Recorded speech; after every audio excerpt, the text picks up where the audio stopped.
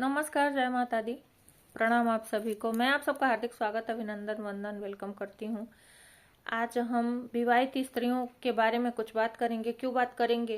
क्योंकि कई बार मायके से कोई चीज़ माँ बाप उनको देते हैं और वो ससुराल लेकर के जाती हैं, और कई बार पति कोई चीज़ उनको खरीद करके गिफ्ट के रूप में ला करके देते हैं ससुराल में, और वो बिना पूछे अपने सास ससुर से, अपने पति से बिना पूछे, चाहे भले वो आपके माँ बाप ने ही क्यों ना आपको वो चीज़ें दी हैं, यदि आप ले जा करके मायके में वो चीज़ें देती हैं किसी को भी दोबारा, और बिना अपने ससुराल वालों के परमिशन के यदि आप देती हैं, तो आप तो पाप की भागी बनती ही बनती हैं। आपके माँ बाप भी सर्वदा पाप के भागी बनते हैं। उनको नरक जरूर जाना पड़ेगा यदि वो ऐसा करते हैं।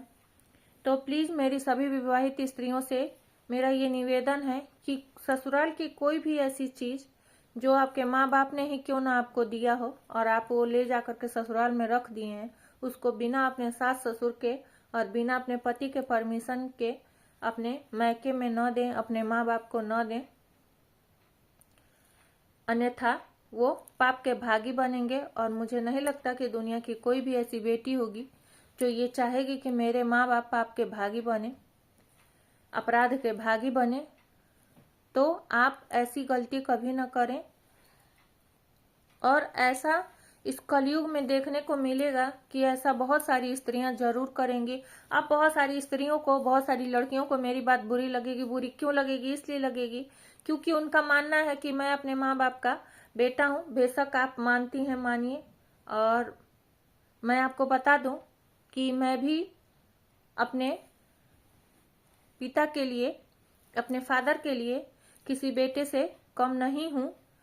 आज के डेट में भी मेरी इतनी एज हो गई है, फिर भी मेरे पिता कहते हैं मेरे भाई को लेकर के कि जैसे मेरा बेटा है वैसे तुम हो। मैं 3 बहन हूँ और मेरा एक ही भाई है, फिर भी मैं अपने घर में सबसे बड़ी हूँ, मेरे बाद मेरा भाई है।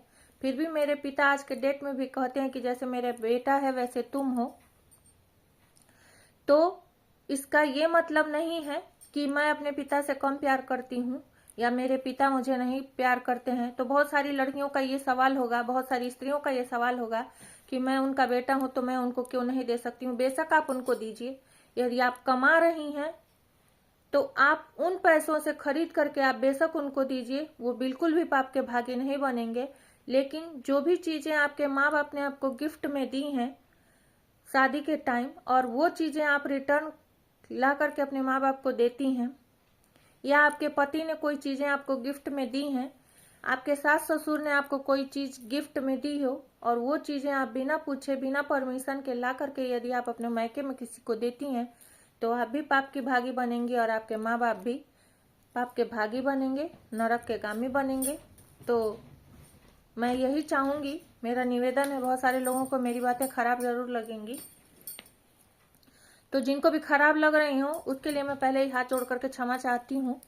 आप ऐसा न करें, अपने माँ बाप को नरक का गामी, पाप का भागी न बनाएं, क्योंकि बच्चों का फर्ज होता है अपने माँ बाप के नाम को रोशन करना, अपने कुल को ऊंचा रखना, अपनी मान मर्यादा को ऊंचा रखना। यदि आप उनकी सच्ची बेटी हैं, आप उनको, आपके माँ बाप आपको बेटे जैसा मानते हैं, तो आप उनकी गरिमा को, उनकी मर्यादा को बनाए रखें और उनको कभी भी नरक का गामी न बनने दें। ऐसा कोई भी कर्म न करें जिससे वो पाप के भागी बने। और यदि किसी भी माता बहन को मेरी बात बुरी लगी हो तो हाथ जोड़ करके, नतमस्तक होकर के मैं क्षमा चाहती हूँ। आज के लिए बस इतना ही। राधे राधे। हृदय से धन्यवाद आप सभी का। प्लीज मेरे वीडियो को ज्यादा से ज्यादा लाइक करें, शेयर करें, कमेंट में जय माता दी लिखना न भूलें। मेरे चैनल को सब्सक्राइब करना बिल्कुल भी न भूलें। और यदि आपको मुझसे अपनी कुंडली दिखवानी है, मुझसे अपने फ्यूचर के लिए टैरो रीडिंग करवानी है, आप हाथ दिखवाना चाहते हैं, या आप किसी भी तरीके का कोई भी उपाय जानना चाहते हैं, आपके मन में कोई भी शंका है, कोई भी संदेह है, तो आपको मेरे इस वीडियो में मेरा नंबर, कांटेक्ट नंबर मिलेगा। आप मुझे आप मुझसे उस नंबर पे संपर्क कर सकते हैं, बात कर सकते हैं, अपने बारे में जान सकते हैं, अपने बच्चों के बारे में जान सकते हैं, अपने फ्यूचर के बारे में जान सकते हैं, अपनी पूरी फैमिली के फ्यूचर के बारे में जान सकते हैं। तो प्लीज़ मेरे वीडियो को ज़्यादा से ज़्यादा लाइक करें, शेयर करें और मुझसे इस कॉन्टैक्ट नंबर पे संपर्क करें। हृदय से धन्यवाद आप सभी का। राधे राधे।